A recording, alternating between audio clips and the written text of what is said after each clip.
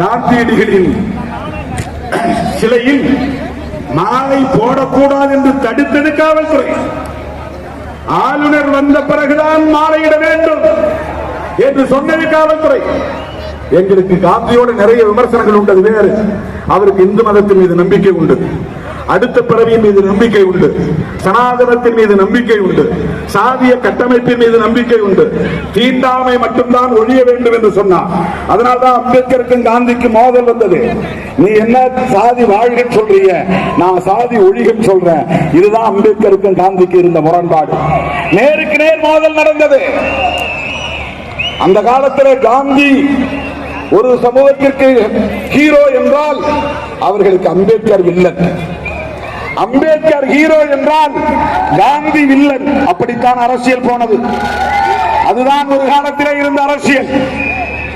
அதுதான் ஒரு காலத்திலே இருந்த அரசியல்.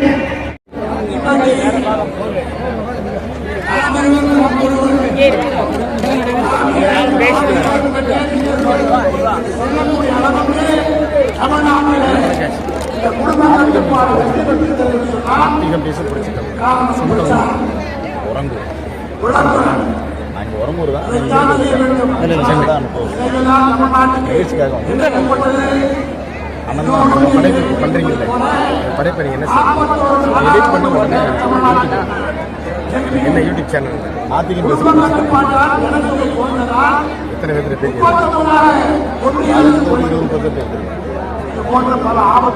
சொன்னதுல உங்களுக்கு என்ன தோணும்? அவங்க சொன்ன கருத்துல என்ன தோணும்?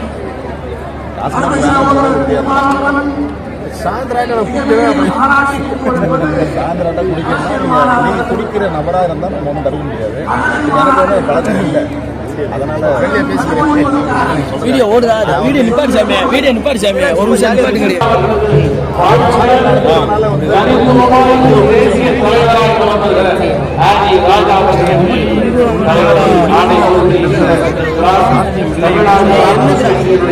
அரசும் நினைத்தால்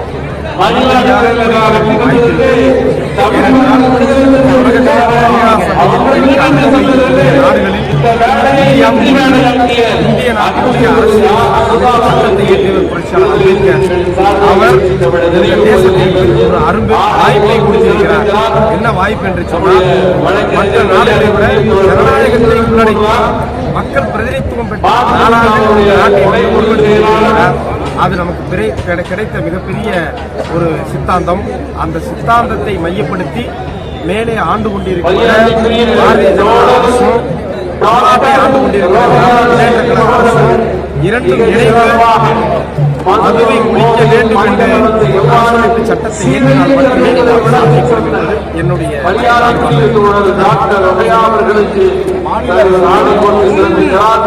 விடுதலை சிறுத்தைகளுடைய பொதுச் செயலாளர், துணை பொதுச் செயலாளர்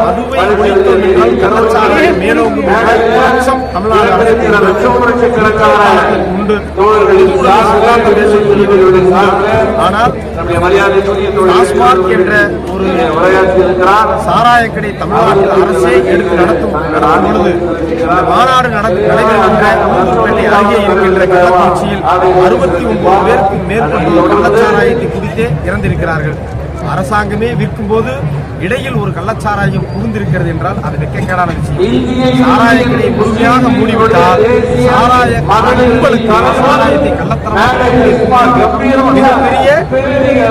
சந்தோஷத்தை ஏற்படுத்தும். தமிழ்நாடு அரசு காவல்துறைக்கு மிக தலைவலியும்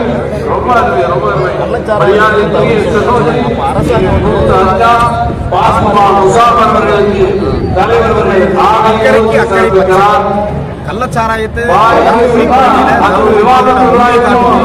கள்ளத்தனமா விற்கிறாங்க. பட்டச்சாராயம் சொல்லுவாங்க. அந்த பட்டச்சாராயம் சில இயற்கையா கருவேல மரம் பட்டைகளை படிச்சிருக்கோம், தெரிஞ்சிருக்கோம். இந்த பகுதியில் பேட்டரி மனித உடலுக்கு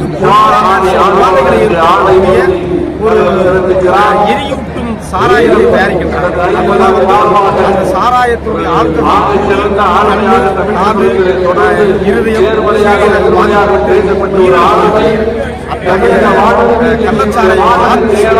நபர்களை சட்டத்தை அந்த அழுத்தம் என்பது உலகத்திலேயே குறிப்பாக இந்திய திருநாட்டிலேயே மாநிலங்களில் ஆண்டு கொண்டிருக்கலாம் ஆண்டு கொண்டிருக்கலாம் இருந்தாலும் சொற்பமாக தமிழ்நாடு அரசுக்கும் இந்திய அரசுக்கும்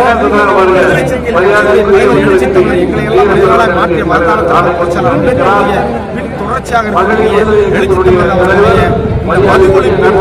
மூலியமாக இந்த சாராய ஒழிப்புக்கு ஒரு கருத்துரிமை ஏற்படும் என்பது எங்களுடைய யோசனை. டாஸ்மார்க் வந்து தனியார் இருக்கும்போது இதே போன்ற பிரச்சனைகள்லாம் ஏற்பட்டிருக்கு. இந்த மாதிரி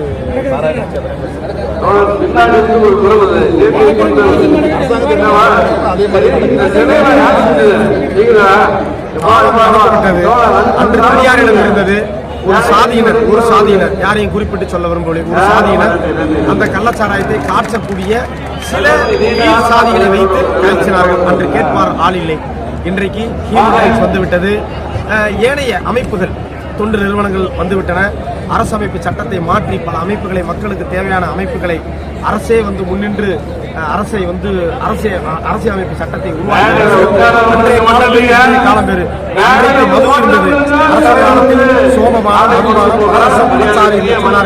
அதே பலச்சாரம் அந்த காலம் மாறி காலம் அதிகாரம் மையமாக்கப்பட்ட சாராயம் வியாபாரம் என்பது மாறி இப்ப அரசு எடுத்து பண்ணுது. அன்னைக்கு யாரோ தனிநபர் ஒருத்தர் ஒரு சாராய கடையை வைத்து பிழைப்பு நடத்தினார். இன்று அரசாங்கம் நடத்துவதற்கான வருவாயை ஈடுகட்டுகிறது.